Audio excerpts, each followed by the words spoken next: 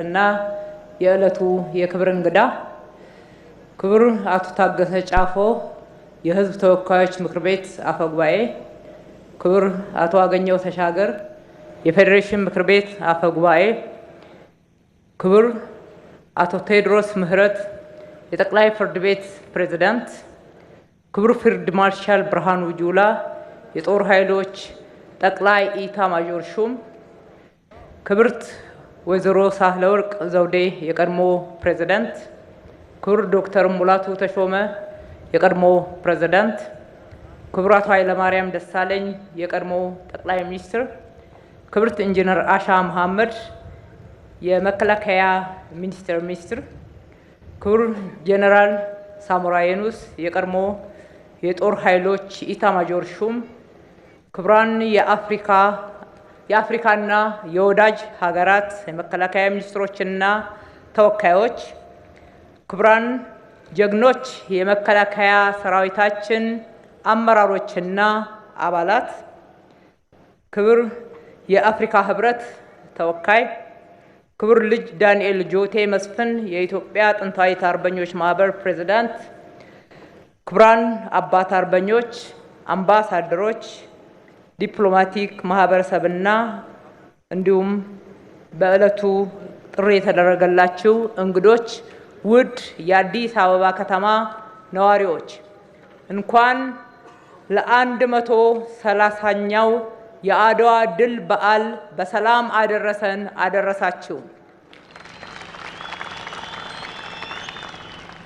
ዛሬ የምናከብረው የአድዋ ድል ከኢትዮጵያ አልፎ የመላው ጥቁር ሕዝቦች ኩራት፣ የአፍሪካውያን የነጻነት ቀንዲል፣ የአንድነትና የነጻነት ተምሳሌት የሆነ ታላቅ የጀግንነት ታሪክ ነው። ዛሬም ከአኩሪ ታሪክ ወደ ብሩህ አድማስ በሚል መሪ ቃል ስናከብረው ካለፈው የጀግንነት ታሪክ ተምረን ለነገው የሀገራችን ብልጽግና ቃል በመግባት ነው። ክቡር ፕሬዝዳንት፣ ክቡራን እንግዶች፣ የአድዋ ድል ያስተማረን ትልቁ ቁም ነገር ኢትዮጵያውያን በውስጣዊ ጉዳዮቻችን ምንም እንኳን የተለያዩ ልዩነቶች ቢኖሩንም በሀገር ሉዓላዊነትና በብሔራዊ ክብር ሳንለያይ በጋራ ልንቆም እንደሚገባ ነው። የአድዋ ጀግኖች ልዩነቶቻቸውን እንዲሁም ቅሬታዎቻቸውን ወደ ጎን ትተው በአንድነት ሆነው በደምና በአጥንታቸው ኢትዮጵያን የማትደፈር ሀገር አድርገው አጽንተው አቁመዋታል። በዚህም ክብር አስረክበውናል። ዛሬም እኛ የዚህ ዘመን ትውልድ በተለይም ወጣቱ ይህንን የጀግንነት መንፈስ ተላብሶ ልዩነቱን በሰለጠነ መንገድ በውይይት እየፈታ ለብሔራዊ ጥቅምና ለሀገር ክብር በጋራ ዘብ የመቆም ታሪካዊ ኃላፊነት እንዳለበት በማስተዋል ይገባል። ዛሬ የሚጠበቅብን ከጦር ጀግንነት ባሻገር ወደ ልማት አርበኝነት እየተደረገ ባለው ጉዞ የኢትዮጵያን ብልጽግና ማረጋገጥ ነው።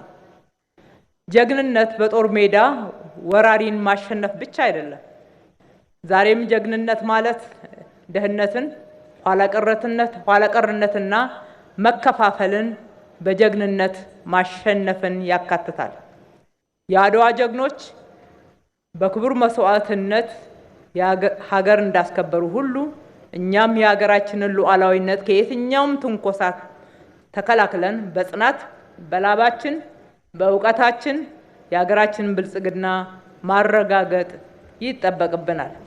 እንደ ታላቁ ህዳሴ ግድብ ያሉ ግዙፍ ፕሮጀክቶች የስንዴ አብዮት ከልመና ከተረጂነት ራሳችንን ወደ መቻል እስከ መላክ የአረንጓዴ አሻራ የመዲናችን አዲስ አበባ እንደ ስሟ ውብ አበባ የማድረግ የትራንስፎርሜሽን ስራዎች እና የተጀመሩ ሌሎች የልማት ስራዎች ጉዞ ሁሉ የአዲሱ ዘመን የአድዋ ድሎቻችን ናቸው። ለቀጣዩ ትውልድም ውርስ ናቸው። አድዋ ትልቅ የአርበኝነት ትምህርት ቤት ነው። ከዚህ ሕያው ትምህርት ቤት ተምረን በራሳችን ጥረት ለዓለም ተሞክሮ የሚሆኑ ተጨባጭ ስራዎችን መስራት እንችላለን።